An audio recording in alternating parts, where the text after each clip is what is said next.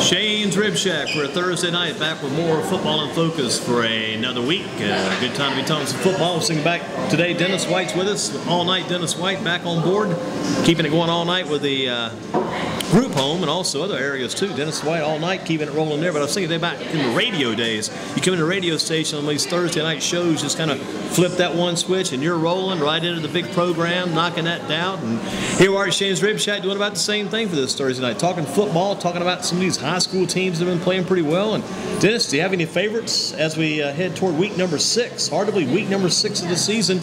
And you got a few teams that are starting to, take over, take shape, like Dudley's doing okay, and Northern Guilford's still looking real good. Southern Guilford, those are the unbeaten teams, along with High Point Christian Academy. Did learn that this week. I knew it, but I had not included that on our website talk. But High Point Christian Academy also unbeaten. But you got Dudley, you got Southern Guilford, you got Northern Guilford. Among the teams, those and some of the others, who do you see being the lead dogs right now? I think Northern Guilford, bar none. Northern have one of the most talented all-around football teams. Northern has the defense, the offense, the special team.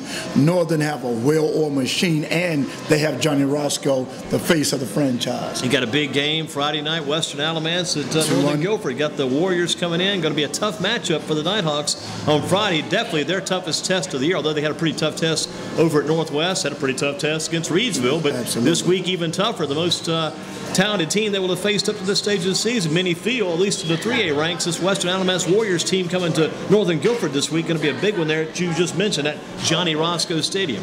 Absolutely. They come into a hostile environment. Anytime you come in to play Northern at Northern, you have that 12th man, the fans. The fans are so involved and engulfed in that program. And one of the things about Johnny Roscoe, we go back, I don't think he's ever lost at home in the last, since Keenan Allen days. I can't remember him losing at home. Yeah. When we go back, and that's one that certainly we're digging archives to see. I can't remember Northern being beaten at home, even though 3 years ago they was on the road for every playoff game. You and I, we packed up and we was with them due to how Crest had won and how the records were setting, and so that gave Northern a playoff berth on the road, and they still prevailed by going 5-0 and winning the state championship. So once this Northern team is on the road, it's hard to beat them. How about Southern Guilford? How far do you think they can go? Reggie Gillespie's averaging close to 280 yards a game. He's got close to 20 touchdowns on the year, right around 18, and he's doing extremely well. He's got 1,400 yards already. Added another team to his college prospects list this week, added Wisconsin to the already mentioned names. He had another Big Ten team in Michigan State, had a couple of Southeastern Conference teams in Arkansas, and Vanderbilt had a couple of ACC teams in Duke and NC State. So Reggie Gillespie, Southern Guilford, how far and how long do you think these guys can keep that thing in overdrive this year? Well, and when you look at Southern Guilford's style of play, when you look at their defense, Reggie Gillespie certainly can carry them, but one of the things that I found out, and we have seen, that when you're one-dimensional, they have a couple of kids they can pass to, but when you depend on Gillespie, when you get in this 3rd and 4th round of the playoffs, when teams start keying on Gillespie, if Gillespie have a bad night or turn his ankle, sprain the ankle, something come up, where are you at? But when I look at Northern as an all-around team. Well, how would you like to see that matchup? Now you're kind of getting right into it. I believe you're heading that way. Northern versus Southern. Absolutely. We saw that a couple of years ago when they had Mr. Mosley, and it was a T.J. Logan show all night long. That was the biggest. That was the build-up so big in our community that when Southern scored first, and after that they didn't see the end zone anymore, so it was time to leave. Northern ran off with 5 touchdowns to win that ball game, and you and I, we were shaking our head like this cannot be the team that everybody was talking about. So Southern has not proven that they can get beyond the 2nd round or the 3rd round. What if under the certain circumstances, maybe both teams go unbeaten in the regular season and they're both up in that draw and it gets time to decide who's going to be where during the playoffs, maybe Northern gets a tad higher seed because they just go by draw when you get unbeaten teams all mixed in mixing together. Say Southern got the higher draw, they end up at home against Northern Guilford. Would that change things? Would that be different with Northern Guilford having to go down to Southern Guilford, maybe going cross county for a big playoff matchup down the road? That's a very good question, and I think that experience. When you look at a Northern and Southern matchup, the experience. Coach Brown, outstanding young coach on the horizon. That's been there probably 10 years. He's been at Southern probably about 10 years. Wonderful coach, but when you look at 35 years plus as head coach, some way he prepared those kids to win, and this placed in their heart they can't lose. Northern states to us every time we interview a kid on Northern that they can't lose. Yeah, it was just like that. You were talking to Cam Harris back in that game earlier this year when you were interviewing Cam Harris when Page was over there playing Northern. That's exactly what he was telling you. That's what those guys believe. And anytime you have a winner's mentality, not saying Southern no. Now I believe in upsets. You know, anything can get beaten on any given night, but Southern is going to have to really stay focused become more than one dimension with Reggie Gillespie, and have an overall offensive package because Northern would key on Northern have eight outstanding defensive players. Absolutely. And when they can switch it up, they can go a dime package, they can go to 4-3, or they can go 50 front. And when you go 50 front against Reggie Gillespie, you clog up the middle, and that's hard because if he can't bounce on the outside, and Northern have great containment. So when you look at how Gillespie runs, if he get in the open, he's a good runner. But with Northern, it's hard to get in the open with Northern defense, the way they swarm the defense. And Northern's got that big three. You can never underestimate what those guys might do. You start with Mook Reynolds, and you go with Cam Harris, absolutely. Then you go C.J. Freeman. That big three is big. And Andy, you know, everybody talk about a two-headed monster, but when you got a three-headed dragon, and you and I, we had labored Northern Nighthawks as a team, able to give out different portions. What portion you gonna get? Yeah, they're gonna give you what kind of poison? Man, you'll get the hemlock. What are you gonna get from it? The arsenic. Yeah, because they can bring it. Arsenic, strychnine, hemlock. You take it. And the thing they do, Andy, it can be 35 seconds left on the clock. Northern have 70 yards to go. Time running out. In the second or first quarter, what they going to try to do, Andy? They still going to try to score. Strike. Yes, sir. They're going to try to give you another deadly dose to weaken you for that second half or the next quarter. So when they weaken their opponents, it's hard for them to fight back from what they give them to cause them to be immobile or cause them to be disabled sometimes to react to what they give you. Going to be a good week of football coming up. And next week, a lot of teams have the off week, so some teams have some buys next week. Then you get full steam ahead. A lot of teams already into conference play, but they get into it full steam for good down the stretch in 2 weeks. Nothing left but conference games, and there are a lot of big ones going to be coming up. And Dennis talked about Northern Guilford, Southern Guilford. Dudley's still a team people are talking about. Watching out for the Dudley Panthers and see what those guys are going to be up to. They've got some key home games coming around, some road games, and they get in that Metro, and they're favored, no doubt about it. There's not too many teams in the Metro right now to have much of a chance, most feel, to really keep up with Dudley. They're going to give them a game, but it's going to be tough to keep up with Dudley over the course of the entire Metro 4A conference season. That's a very good point. When you look at the 4A Metro, when you look at Page Pirates, they are not up to par this year. Grimson Whirlers, Smith Golden Eagles.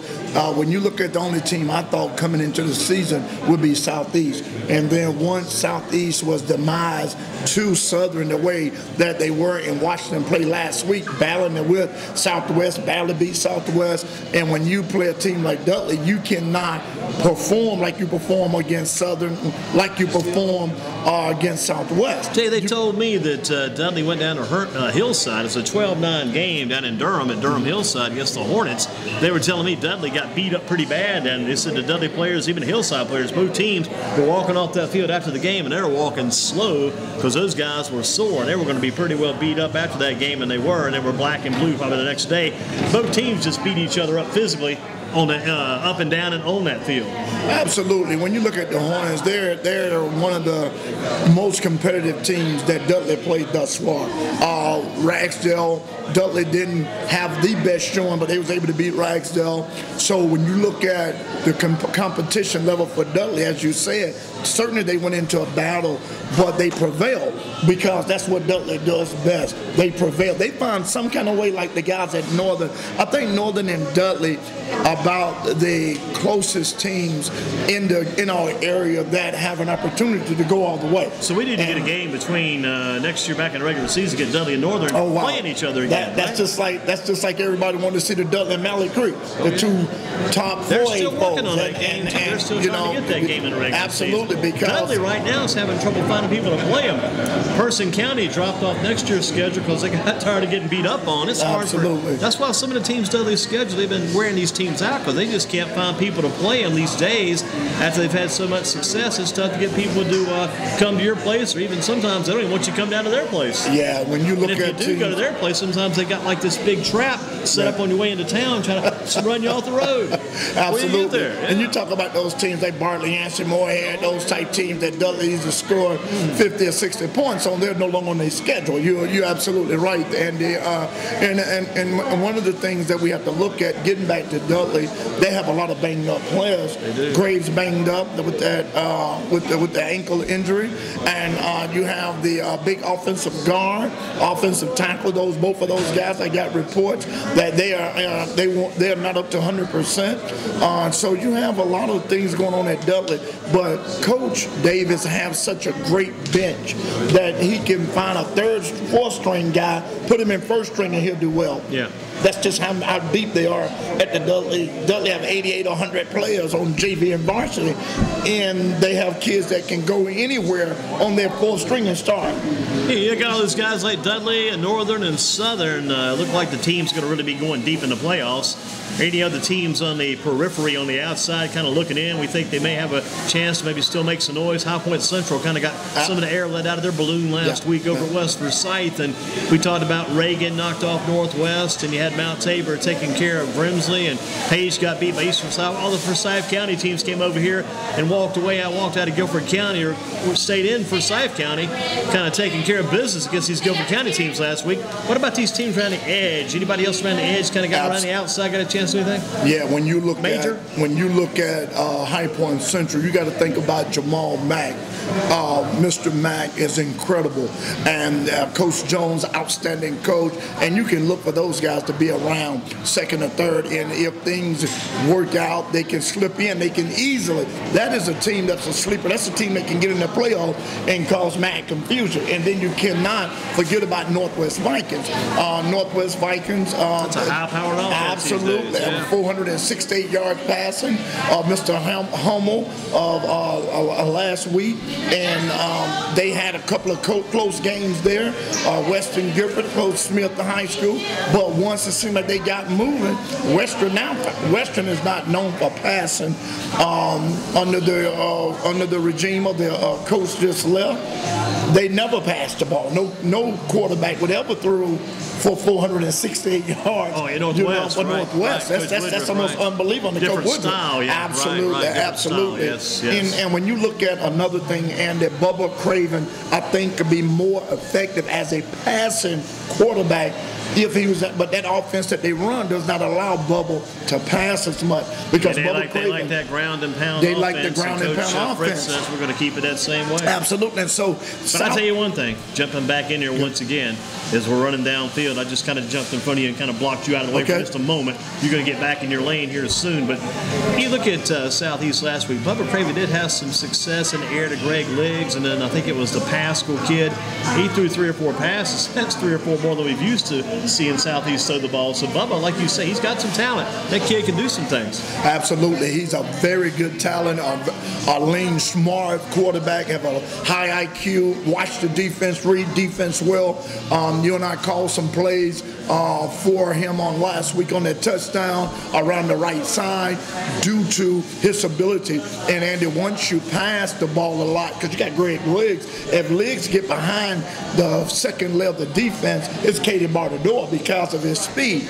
And one of the other things that puts your quarterback in a rollout and not vulnerable of getting hit, because you're going to need the legs of Bubba Craven come your 7th, 8th, 9th game. Right. And playoffs, you're going to need his body. Yeah, because I tell you what, I hate to think about it, but I see Southeast really searching at the end of this year or sometime during the year if Bubba Craven were to go down. Absolutely. That guy means so much to that team right Absolutely. now. They would really be hurting without him, and they're going to be hurting for a while next year when they go to replace him. Because that guy carries I heard there's a JV guy coming around, but again, Bubba Craven really has carried that team from his leadership role the past couple of years. He's going to be visiting, I think, Charleston Southern this weekend, or the Citadel coming soon. So he's got a couple of good colleges he's looking at. Yeah, and one of the things, and about Bubba Craven, he is a listener. He listened to Coach. He listened to Coach Fritz. He's the last one to leave practice. He remembers, too. He remembers that stuff. Yes, absolutely. And there's one thing to be said for listing, plus there's also another thing to be said for retaining also. That's true. That's so true. And the other thing about Bubba Craven that you and I saw, he is a friendly, down-to-earth young man. Recognizes little fans from the Pee Wee League over in Southeast. That's a close-knit community. And he just embraced those kids after the game. He gave an outstanding post-game interview. Think very highly of yourself and what Greensboro sports do. And Andy, one of the things about that I'm learning, when we interview these kids, they are just so intriguing in what Greensboro sports mean. Absolutely. And what we're doing for their community. Good things going on here at Shane's Rib Shack for this Thursday night. I wonder if those are some of our guys right there, Dennis. Yeah, I think I have some. Would those guys be Northwest guys? Okay. Got a couple of cards for you, though. We're done. Let you guys get a couple of meals, and then I'm going to get you guys on the agenda here. Northwest Guilford Men in the house. Who we got in so far? Who we got? Kerry Miller? Okay. And who's with you? Michael. Okay, guys, grab some food. We'll get you guys in just a couple of minutes. Good to see you guys. Have you guys coming in? Shane's Rib Shack, the other two coming in too. Northwest is in the house, Dennis. Northwest in the house. I'm going to ask a few more questions to Dennis. Let the Northwest guys get some food. And I'm just going to ask you about the high school. We just finished up a little bit of Bubba Craven talk there here at Shane's Rib Shack for a Thursday. Got our Northwest Guilford Vikings in the house, and we'll be getting talking to those guys in a few minutes. Let those guys grab a little food after practice. Good to see the guys coming in. Peyton. And West. And West, okay. Got our all accounted for Northwest. So, Dennis, I'm going to keep counting with you. While those guys grab a little food, and I'm going to count back with you. We talked about Bubba Craven in Southeast. We talked about a little bit about Northwest Guilford, what these young men bring to the table, what they'll be bringing to the table tonight. And I want to also talk to you about it. I'll talk to you about it more if you ever stay around the entire evening. Catch you again later on tonight, back on this a little bit more. But I just want to hit quickly on a little college and a little pro with you and talk a little bit about the college football last weekend. Wow. What a crazy weekend. East Carolina, 70 points. People are still talking about that one. Wow. That is one I did not see coming. When you and I talked, Andy, on last Thursday, prior to Saturday, I had Carolina going in, winning by at least a touchdown. I watched the game. I had East Carolina winning by a touchdown, but like 28-21. Yeah. Nothing like you didn't have to win by 7. You didn't have to win by 6 touchdowns, you know. When you look at that complexity of that game, defense of Carolina was insufficient. You know what, Dennis? I keep jumping, but I got to throw my points out when I get these points. I'm a bullet point man. Didn't write this, but the thing about Carolina, kind of summarize and assess it. Any team runs that fast-paced offense. You get fly. If your fast-paced offense is working, it's good. But if your fast-paced offense is going fast-paced and you're out of there like 3 downs and gone, you're running fast-paced to get that other team the ball back. They're taking it down the field and scoring. All you're doing is turning that thing through the cycle and giving that other guy a chance just to beat your head in. Absolutely. And all you're doing is you're keeping your defense on the field you're longer. That guy your absolutely, on a absolutely, because you're giving the defense no rest. You're giving the defense time to get off and go back on. And Carolina was doing the new dance, 3 steps and a kick. And 3 steps and a kick cannot get you anywhere against a team. Tommy Hibbert. Oh wow, you know. We all know who he is. He's the Carolina punter. Absolutely, absolutely. And he probably was in the stats more than anybody, you know. And the thing when you look at Andy, East Carolina, to me, my opinion, East Carolina played a great game. They had a lot of breaks. They had 5 or 6 touchdowns that they just broke down. The Carolina guys broke down in their defensive assignments, and they scored. But not making excuses. They can't make excuses. Carolina got beat. Carolina got beat. They came into Greenville, North Carolina, hostile territory. And when you go into the Pirates' den, you can go in never knowing what's going to happen. East Carolina is a sleeper, and they're one of those teams that they're in the conference, Colonial Conference. What conference? That's the new AAC. New AAC, independent conference. Absolutely. And it was Cincinnati and those guys. Absolutely. SMU, a lot of the teams that were with in the old Big East and company back Conference USA. Absolutely. A lot of those guys. The guys are combined and in that conference. And East Carolina played against South Carolina Gamecocks, gave Coach Steve Spurrier a good game. Took them down to the wire. So East Carolina Coach Ruffin McNeil, you can imagine how he felt as a former Tar Heel. Or his alma mater, former Pirate, correction. He coached at Carolina a little while. Exactly. And plus, he coached against Fedora back when they were both together, because Fedora was at Southern Mississippi back in the old Conference USA days. Absolutely. It's kind of wild because Fedora had success at Southern Mississippi team too back in the day. Right. 12-win seasons. Right. Correct. Ruffin McNeil won at his alma mater. Right. And that's got to be making him feel better too, because he first went back to East Carolina. They were winning some games. They're having some struggles, but Coach McNeil's having to face the fan base, which is a fan base he grew up with, having played there. Sometimes you go back home having to face that fan base, you're not winning. That's tough. Remember, they called for him. They called for him, and he went out and lost 150 pounds. Sickness, absolutely.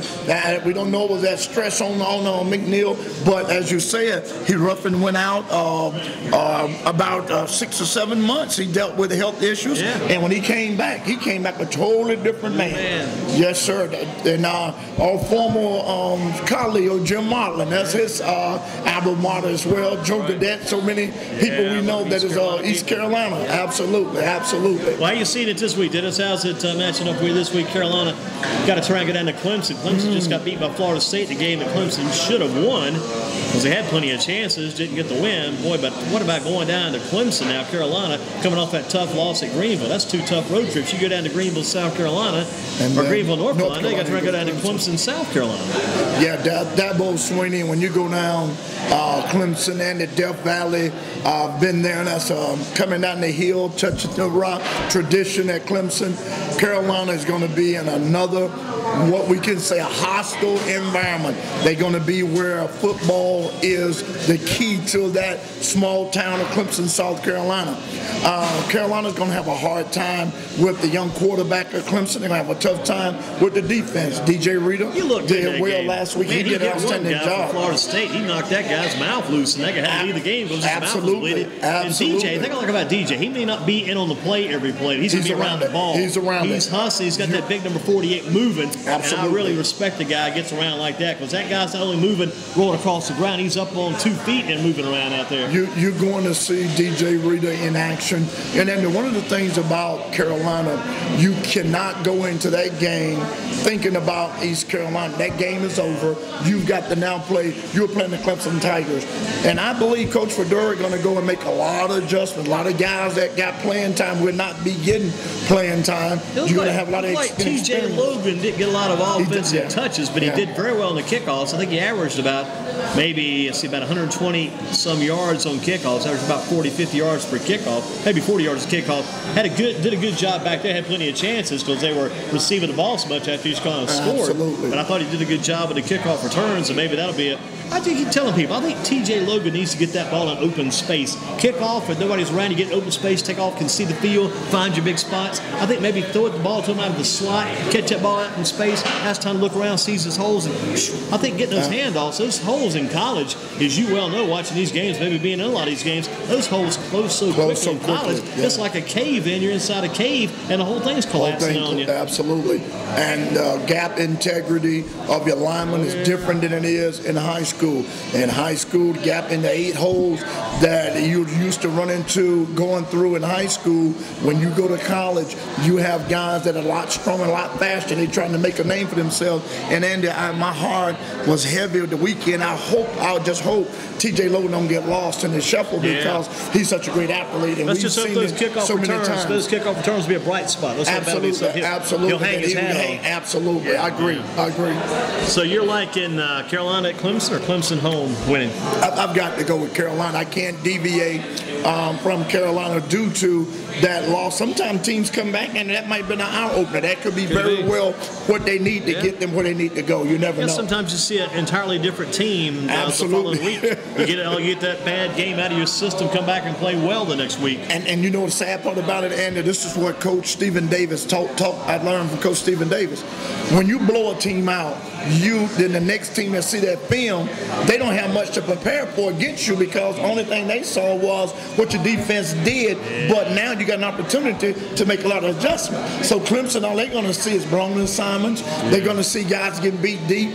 But when they go and make adjustments, that might not be there for you. That was there for East Carolina. Yeah, they're not going to be seeing the good things. Absolutely. That's right. What about these other games, Dennis? How about some of the other games on the matchups? Got Duke at Miami. Duke just announced this week a new $250 million stadium renovation. Wow. So they better keep winning these games, keep turning out these good teams. So Duke, that stadium renovation, Duke is really looking nice on the drawing board. And what about Duke as they go to the planning board, going to take on Miami, their toughest test of the year, because they've beaten Troy, they beat Elon, they beat Kansas, and they just worn people out so far for the most part. And beat Tulane last week. So they've worn out 4 teams, and now they get a real big test going to Miami. Yeah, going under Carl Gable, which used to be a place nobody wanted to go in. Now you can go in there and leave out with a victory. So Duke will go into Miami, which is a weak team right now. Miami doesn't have, because the talent in Florida has spread it out so much now.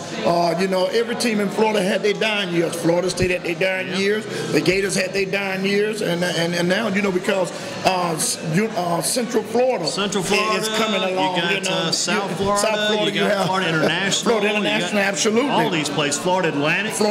Yes, sir. Popping up all over the place. So it's a lot of talent now going to those places, but I got Duke going in, winning by 2 touchdowns. Duke by a couple of touchdowns. How about NC State, Florida State? NC State's 4-0, and Florida State is still the #1 team in the country. NC State's hosting that game. They seem to always play Florida State good. How good can it be Saturday, or will it just be Florida State and Jameis Winston back in there saying, this is my time to get my show back together and get back on the stage and take over and be the man? You know the old story, Mr. Rogers' neighborhood. Hey, Mr. Jameis Winston neighborhood. He is the neighborhood, and he's not such a friendly neighbor like Mr. Rogers. So he won't be friendly come Saturday because guess what? He had to sit out, watch that run up and down the sideline. He got more exercise running up and down the sidelines at the last part of the game. He put his uniform on before the game, too. The equipment manager messed up and laid his equipment out. He was dressed out, ready to play in the game. He didn't know any better. According to the coach and the staff, and the equipment manager just messed up and went ahead and laid his equipment out. He went in dressed out. He thought he was going to play, but like I said, didn't play at all. Should he have been on the sidelines during that game, or should he have been home serving a 1-game suspension away from the team? No, I think he was in the right place on the sideline. I think that they changed his consequences. Status.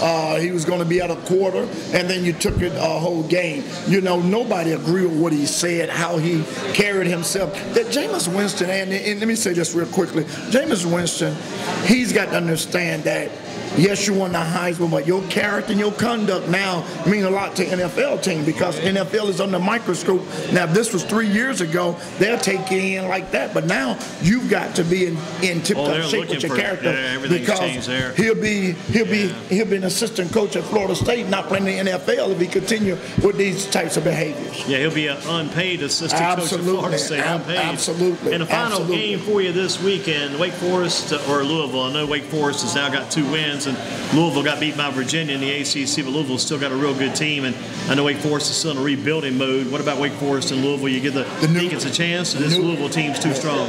New team in the ACC, Louisville, making their way through up and down Tobacco Road. I have to give it to Louisville by 2 touchdowns over the Demon Deacons with the new head coach. And one final game, then we'll get to the Northwest work going here too, while the guys are working on some food here at Shane's Rib Shack for a Thursday night football Football in Focus. Appalachian or Georgia Southern tonight. This game is going to be on TV. I think it's on ESPN2. You got the Redskins and Giants on TV tonight. Somewhere on TV, you got Derek Jeter's last game in a Yankee pinstripe uniform tonight. But what about the game with the Mountaineers and the Eagles of Georgia Southern down in Statesboro, Georgia, where Ert Russell, the old ball-headed coach, made that famous team years ago? Who wins that one? Appalachian. They played pretty good against Southern Mississippi. Lost by 1 point on a missed extra point. It was, I think it was Block missed extra point there. But what about Appalachian's chances? Yeah, I think Appalachian is trying to rebound. Appalachian 3 years ago beating Georgia Southern and everybody else in their conference handily, and now they're not so tough as they were, but I still give Appalachian State the edge by a touchdown. I'm going to get you two more here. Let those guys finish with more food. I've been waiting on some food to show up. What about the Skins and Giants tonight? Who you like in that game? Well, me being a Cowboy Skins fan, were on TV Sunday afternoon. Yeah. They're back on TV tonight on Thursday. It's almost like they've been on TV all week. It's hard to get those guys out of my head. I saw them so much Sunday afternoon in that game. Now they're back again tonight against the Giants. And I'm glad that you are a commentator that can say the Washington Redskins, unlike another commentator saying he would not say Washington Redskins. When I wrote on my sheet, I just put Skins so I make some people happy today. How about the Redskins? Redskins. I'm glad you said that. You had to throw that at you being a diehard Redskins fan. The Redskins are coming along well. I don't like the Redskins at all, but it's not about my liking because I'm a Cowboy man and I don't like the Giants. But I think the Redskins will be able to win the ball game because you're playing in D.C. Right, and again, we'll ask you some more about the Panthers and Ravens. That's really a whole question in itself. Steve Smith game, Steve Smith going against the Panthers. I mean, I looked at the website today. You got some big-time deals going on. You got this Derek Jeter final game tonight as a Yankee in Yankee Stadium wearing the number 2 of the pinstripes, and you got Steve Smith wearing the number 89 for the Ravens against the Panthers up in Baltimore coming up on Sunday. That's a huge game there too, man. Those are some big games cooking there. Yeah, real big games. And jump to Derek Jeter, started here in Greensboro. One of the things that do you think he's overrated? Been a lot of talk about Derek Jeter this week. Not at all. And they are saying that he should not go into the Hall of Fame. You see all those articles that he's not ready. And Derek Jeter is baseball for the New York. When you talk about his character, his as a role model, him as a public figure, the kid have kept his nose clean, no type of problems with enhanced drugs, so many things that was going on around him in the Yankee organization, but you never heard anything about Derek Jeter. Such a clean cut guy. Absolutely. I saw a photo of him this week. His photo looks like he's in his 20s. Got that clean cut face, got that clean cut haircut. Absolutely. Everything about him is being clean cut. He's a public, right down the line. Absolutely. He's a public servant, public figure. There is nothing that I could see that Derek Jeter shouldn't be in Cooperstown. There's nothing that shouldn't stop him from getting in Cooperstown. What do you think of all this talk about his last game as a Yankee tonight, his last game as a Yankee Sunday coming up in Fenway Park with the Red Sox on Sunday afternoon? Has it been blown out of proportion this week? All this talk about Derek Jeter's final games? Yeah. You have to give credit what credit is due. You cannot say, I'm not. Look, let me take you back real quick, man. In 1 second, let me deviate. When Pete Rose was going through his scandal, everybody talked about that. That was in everybody. Now we have a guy that have put baseball back on the map, put the Yankees organization back at the top, won, 3-4 World Series? Close to it. Yeah, and MVPs, All-Stars. And now you're going to have these types of discussions.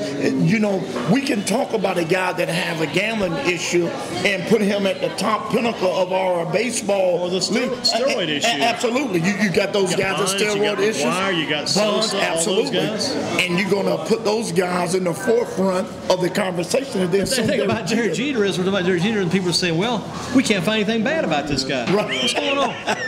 So that's the thing, when you can't find something bad, you do not get the accolades. You understand what I'm saying? So maybe Jeter needs to go to rob a bank or something, and he'll be the talk of the town, Yeah. But it's sad. And he should be the talk of the town like it is. In a positive way. Absolutely. But he finishes up tonight at Yankee Stadium against the Orioles. Then Sunday, his last game will be against, of all teams, the Red Sox. That's the way to go out. What a way to go out. And my thing, Andy, I'm hoping that no controversy controversy come out of that. No pitch hit him. Anything to happen, accidental, and it'd be blown out of proportion. It should be a huge ovation because of all the competition between the two teams since they've all been together since back in the mid-'90s when he first came up. Absolutely, and all the pennant races have gone through those two teams, made a big difference. And as you I think it was like 56 errors here with the Greensboro Hornets back in the 90s. 56 errors. 56 errors. That's getting better and better. But they said he stayed after every day after practice, continued to work, got there early every day.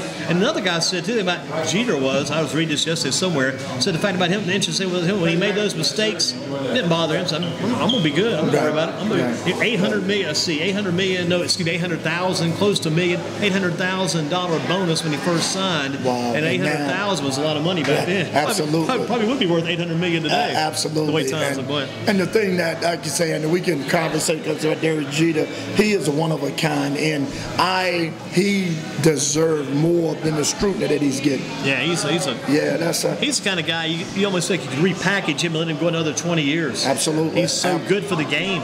Absolutely. So good for the game. That's just like if Peyton Manning leave football today or tomorrow, what would be the talk, you know, because those guys made and paid the way. Talk about the time he taunted that guy earlier this season when he got in the guy's face after the guy tried to take out his defensive back.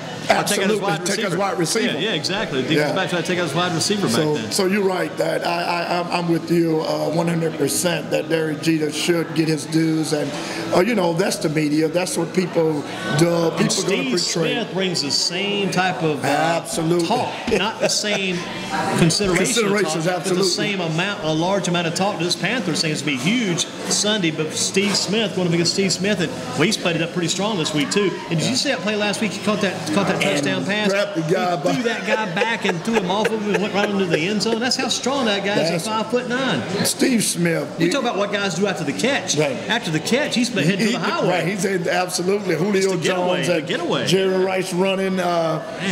Steve Smith want to throw you down and make you feel a punishment. But Steve Smith is a phenomenal receiver. Yes, he's very verbal.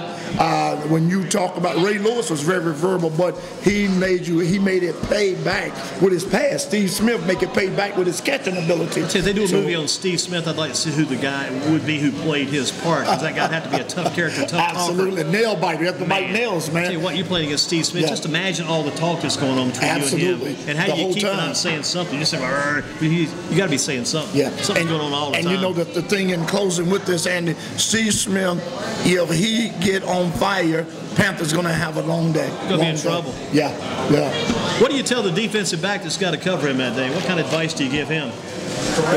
The advice that I give him is play smart, play with your mouth closed, play your style of football. Steve Smith is going to catch the ball. Nobody on this planet going to stop him from catching it, but what he do after is what you have to do. Don't bite on. See, they have all the film. Cam Newton will be the best coach for a defensive back because he will say when Steve Smith do this route, this is going to. So that's who I will have. I will have Coach Cam Newton talking to my 4 defensive backs on how to stick Steve Smith. Gotcha. Well, I'm going to bring you back a little later to finish things up. You've done such a good job here early. Let's get thank you for Matt for coming in. Always good to get Matt on board. Dennis will come back in. Thanks to Matt and his teammates who joined us, and also thanks to Dave Walters who stopped in from Guilford College. Excellent job by the Quakers. 3-0 start to the new 2014 season. Boy, Matt's on the ball, isn't he? Oh, yeah. That antonym, completion, incompletion, outstanding. That's wonderful. Matt have grown, you know, from the little small, skinny guy in Northwest to a nice 3A. I mean, nice. There's a couple of guys at Guilford College, I think, that I'm no pro scout, but if I'm looking long term, looking at a player for the long, I'm going to watch this guy and see him, give him a long, long look. I would look at a guy like Matt Pulowski with those outstanding numbers. I look at a guy like Tyler Hunt with his kicking and punting numbers. I'm a pro scout because I've got to find that guy who's going to go through the cracks. I've got to find that guy and get it at a good price, and I got to find that guy that's hungry and really wants that job and who's got a clean-cut background. Those two guys are possible candidates for me. Anyway. And you know, Andy, we're moving into our new period of scouting, and a lot of scouting is going. A lot of pro scouts now is going on the D3s and finding guys like Tyler Hunt, Matt Pulowski, bringing those guys up. the price tag is not as high, and those guys still can make a decent living. Still give those guys an opportunity to live out their dreams. So the treasure hunt and the gold mine is now in D3. I think you're right about that. And I think with the new look that Roger Goodell and the league are trying to bring about too, they're trying to get this league turned around, get it back in shape. Absolutely. That's another thing that will also help some of the kids that may have been overlooked. Maybe the guys that could help your team in the future, NFL-wise and professional football-wise. And you know, I saw on 60 Minutes of all of the prep schools that have kids, grooming them for the NFL, grooming them for Major League Baseball, grooming them for Major League Sports. And the things they do, they have etiquette classes for them. They have classes, ethics classes. So these are guys, these are schools teaching character. These are schools that's teaching morals and values and proving these guys that when you become an athlete, you are now being groomed to be that athlete that everybody looking at. You would ask the question from your general NFL fan base. So if you got all these guys, you're grooming these guys, where are these guys that all we're hearing about? It's the guys that are getting in trouble. Right. Guys like Ray Rice and guys like Adrian Peterson and guys like Greg Hardy. Those are the guys we're hearing about. Where are all these guys you guys are bringing along through that, through that preparatory system? Absolutely. Let's see some of those guys. Yeah. Let's hear about some of those guys. You're exactly right. You're exactly right. It's a lot that go into scouting. You know, that's the one thing I wanted to get into a long time ago was scouting. And I think that a scout, you have to look at more now just in the athlete. You have to look at his background. They go check out his neighbors. Go check out one those thing schools. You bring up, I love to jump in because that's what I'm famous for. Give me the old J.I. That's me, the jump in man. Jump in man, yes sir. Just call me Jim. J.I.M. Jump in man. I'm a jump in man. But the kid who was here earlier tonight from Northwest Guilford, that would have been Peyton Stull. He said that's the same thing the college scouts are looking at. He's had some concussions. They're looking at everything. Absolutely. Everything. They are looking at everything because now, you know, they are trying to get money for college athletes now. They are trying now because that's a $1 billion industry, man, college football.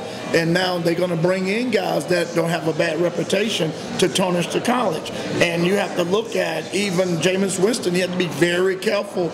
I mean, he's a great athlete, but you don't want to tarnish Florida State's name. It's a fine line right now. It really is. Yes. And I think that gentleman is one major trouble away, and two minor troubles away from being ousted out. And you got to be careful. You can't be wanting to try something. He's got to say, now I got to stay away from any inclination to want to try something, see what I can get by with, or just jump at one thing that may be interesting to him. It may not work out good for him. He's got to be careful. Right. Let me throw a name at you. Remember, was it at Ohio State? Was it Gillette, the running back? I know you're talking about. Yeah. You know, he messed up with the system, and he was ousted out of the Ohio State. You know, and he wasn't able to play anymore. So you know, a lot of times you can mess it up. And we look at our own P.J. Harris, and P.J. was ousted out of UNC. Right.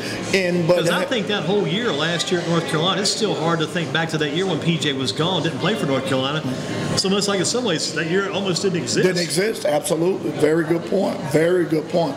And so, you know, you have to be accountable. You have to hold these kids accountable because you're representing the universities, you're representing this distinguished alumni. So it's a lot, man. What do you tell the guys got to cover Steve Smith come Sunday, though? Thinking about that in the Carolina Panthers game.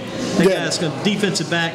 That Thomas Daku is a new guy they've got on their team. I just remember his name. You got Josh Norman, you got Thomas Daku, you got Roman Harper back there. Absolutely. But Thomas Daku in that game on Sunday, I can just relive a quick moment. Man, I tell you what, I think it might have been Blunt, that running back from the Steelers. Thomas Daku was a former Pro Bowler, from what I hear. He hit him, and he just rode him right into the end zone. He went right through him on the top Absolutely, of it. I mean, the Panther defensive players were getting run over. Right. They got run over by a highway load of tractor-trailer trucking people. It's almost like they had the bus back there again. Absolutely. Like Jerome Bettis came back. Absolutely. But these guys were about 5 times faster and still punishing. They punished the Panthers back on Sunday. Just punish those defensive backs. Now you got to cover Steve Smith. And you know, he's all about punishing guys. Right. That's so true. And, you know, I talked earlier to you about it, that if I'm Cam Newton, I'm going to talk to my defensive backs. And because he is a very crisp route runner, Steve Smith is not a slouch by no means as a receiver. Some receivers take off plays. Steve Smith never take off. Some receivers run their routes haphazardly.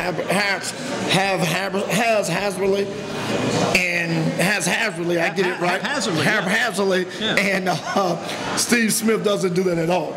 Steve Smith run those crisp routes. He had perfected route running. Something interesting, too, that could happen. This could happen to the Panthers' advantage, but it just would have to happen out of circumstance. If Steve Smith may not be getting the ball as much as he wants, or maybe not getting the ball the way he wants it, if you get Steve Smith frustrated, that'd be a big key. Because, Steve Smith frustrated. You've seen him frustrated. You see him walking back to the dog. You see him looking around. And if you could get this guy frustrated, find some way to get to him, and maybe things may not go his way, that's to your advantage. But, that's got to come from an off day from Joe Flacco. Absolutely. The way Steve Smith is talking, it seems like he loves Joe Flacco right now. Absolutely, and that's the thing I talked about. Talk to Cam Newton. Cam can tell you what frustrates Steve Smith, because guess what? Cam Newton was his go-to guy for everything he had issues with. Hey, Cam, they're blocking it there, da-da-da-da-da. So Cam know his weaknesses. Cam know what's causing him to get upset. So there again, that's why your quarterback is the top person to tell you how to stick receivers. Dennis, you are taking the Panthers or you're taking the Ravens? Oh, Panthers all the way. Yeah, Panthers all the way. Redemption City. Redemption draw then. Because, and I remember you and I sitting right here the year before last talking about Ron Rivera, who head was on the chopping block, so to speak. And Ron turned it around, coach of the year last year. Team was the conference champs. Yeah, at that time it was going to be who's going to be gone first, Ron Rivera for the Panthers or Tom O'Brien at NC State. Right. Absolutely. Tom was gone, and now Tom's a Virginian. State's 4-0 under Dave Doran, and you think State is going to beat Florida State. You're taking Florida State, right? I Florida State. And you had Carolina against Clemson, Carolina, right? Absolutely. Redemption down there, too. We need to got to have it. And you had Duke against Miami. Duke against Miami, going down to Carl Gable, and really played Duke Dave Walker's football. Good to see you. Thanks for coming over. Always good to see you for College SID. One of the things that when we talk about coaches, and you and I talk a lot about the situations coaches are in, and Northeast Rams, that I believe that they're going to be in the market. There's no secret. They're going to be looking. And, you have a couple of Eastern coach now is in a safe, very safe now at Eastern. You had Smith is safe now. So you had a lot of coaches that came and took these programs over. And I think Jackson is probably the only one that really haven't, out of the new coaches that we just talked about, right. I think Jackson's the only one that really haven't paid the dividends that those programs are looking for. Going to be interesting. That season finally does wind down. Going to be real interesting. Very interesting. With the conference games coming up, there's still a lot of football left to be played. Absolutely. But it doesn't look very promising for Northeast right now. Not at all. And there again, we are not predicting anything to happen. But when you look at the programs that have these new coaches that you and I talked about 2 years ago, we interviewed all of them. I went to every school new coach in 15, and we talked to them, and we talked about longevity. Coach Robertson's keeping it going in Eastern. Absolutely, he certainly is. Foundation there. He certainly is. Well. He's won 5 games, at least 5 or more games since his tenure at Eastern Gifford. Right. So he's doing about his best as you can act. And Coach Kilpatrick over at Smith last year, they won 3 or 4 ball games. Yeah, they're building. And he's doing the same. He's playing some tough games, and so you have some high school teams of the new coaches that are doing things that they have to do. I think Coach Rolfes is going to do a good job at Northwest. Firmly grounded out there right now too. In good shape. And see, he's in good shape because of the community. When you have a community that's going to back you, but when you come into a divided situation like Smith, Kilpatrick came into a divided situation. The problem at Smith is, and no disrespect toward the people that are involved over there, none of the coaches, administrators, anybody about that. It's just the way it goes. There's not much of a football community around Smith. That's true. That's such a splintered community. So many different diverse populations make up that school population there at Smith. I mean, you don't really have a football group backing them up. Absolutely. They need more backing. Absolutely. I've been in that system, and I know you were there, all too well. Absolutely. With the Rodney Brewington. And, when you look at the Eastern system, Coach Robinson's put himself in a great situation because guess what? He's winning. When you win, Eastern follow you. When you lose, Eastern look at someone else to follow. That's right. Northeast, when you're losing, and they are definitely looking for someone else to follow. So those type football communities are always looking. It's going to be interesting too, Coach Neal over at Grimsley, because right now they've got the one win, but had several wins last year. It's been tougher this time around, but he has stayed the course. He's been at Grimsley as a teacher and a coach, and he's paid his dues. Been there a long time. He deserves the chance to get that thing back in order. And I think Newman, the AD Newman is he have a great relationship with Neal, and he know the talent that Neal is having. And Neal last year showed people what he can do with some talent, but then they won 2 games. Everybody, Grims is on the go. Pat Neal. I think they're going to at least give Neal 4 years. I think that's a 4-year deal. Not that it's a contract, but I think they're going to give him 4 years to see. I think Newman, knowing football, like knowing Newman like I do, he's a class act. I think he's going to give him 4 years. That's a football AD.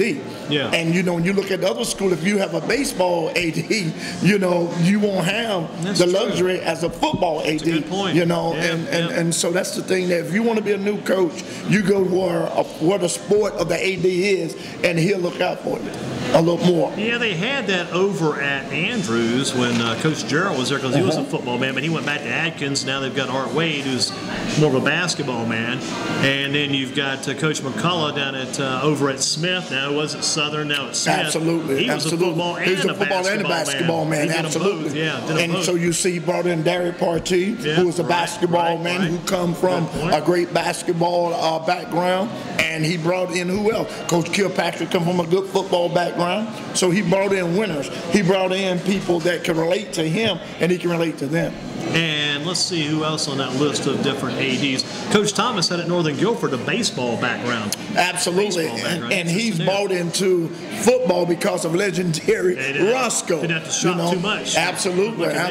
Right. So, he is in a program where it's new and where sports is the forefront, where it's going to be packed. Northern can be playing the butterfly game, catching butterflies, and crowds is going to be there because that's a new school. Got some pretty fast kids that can really run them down. You can run the butterflies down, absolutely. To catch a butterfly, you got to have good wrist to actually get that net, swoop that net, and grab that butterfly too. Now catching a bat, different story, man. You try to go after a bat, different type activity there. I've tried that a few times. Absolutely. You got to get that broom. A broom is a good good piece of method equipment to try to swoop through the air and try to get that bat to come your way. But you think about Rusty Lee and Page. Rusty is a long-term athletic director. Rusty's had very good balance of Page over the years. Absolutely. His main sport was baseball when he was growing up, coming through the ranks. But he's done a good job picking up coaches. Coach Harder took over the basketball team. Coach Abel stepped down, filled that position pretty quickly. So they should be in very good shape basketball-wise this coming year. Absolutely. Got a lot of talent coming back, that's for sure. And when you talk about athletic directors,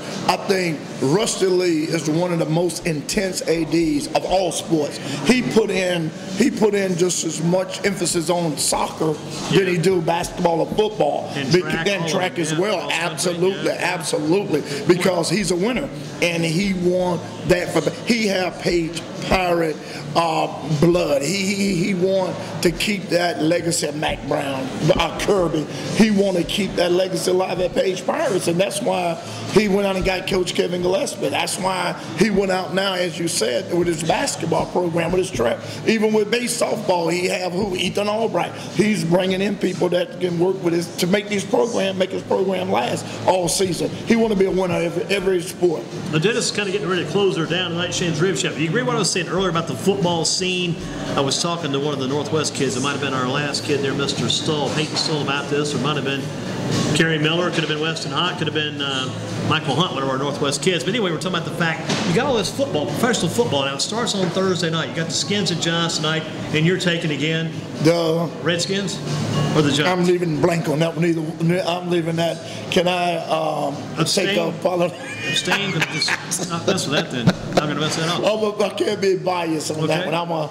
You're a nonpartisan. You're a Cowboy man, so you don't mess either one of those teams. Just stay with both those teams. Absolutely. So you got football on Thursday night with the pros. Then you come right back, and I'm going to talk to Matt about this too. But you got football, you come right back on Sunday all afternoon. Then you got the Sunday night. You got like TFN, Thursday night football. You got FM Sunday Night Football. Then you always had Monday Night Football. Absolutely. But Monday Night Football almost now seems like it's the weakest of the bunch. It's been kicked all the way down to the last guy in the chart there. That is so true, and that's why you and I always talk about. One of the things about business, you make business decisions. Monday Night Football is dying out now. Hey, let's reinvent the wheel. Let's bring it on Thursday night. Now, college football is making a big payday on Thursday. They're winning the audience. Let's put NFL prime time on Thursday. And let's get a good game on Thursday Absolutely. night. Let's have a good game. That first game, I think you had the Steelers and maybe the Ravens, and the Ravens killed them. And last week you had that game on there last Thursday night with the Falcons and the Tampa Bay Buccaneers, and the Falcons put up 56 points. Absolutely. Let's get some competition. We got the Giants and Redskins. Let's have a real game here. And look at it. Look at it from a business perspective. Every game that they plan is what is it? It's a rivalry conference. It's money. It's going to be able to bring that revenue. It's going to be able to bring you their audience. And so that's what they're doing. They have taken a page out of college football, because college football on Thursday nights, they had the audience. It's all about being seen. You want to be heard. Heard is important. Like here on this broadcast, Greensboro Sports Radio. But people want to be seen. I was at the bank this week and doing some banking business. They said, I know you from somewhere. I wonder where. I think I know. You do anything with sports? I said, yes. I think I've seen you on that web show. I went, what? Somebody recognized you from the internet web show. That's interesting too. Absolutely. And people always recognize me by the guy who worked with Andy Durham, you know. I was like, my name is Dennis. You're the guy that worked with Andy Durham, you know. We call you Dennis All Night White. Right. Yeah, I appreciate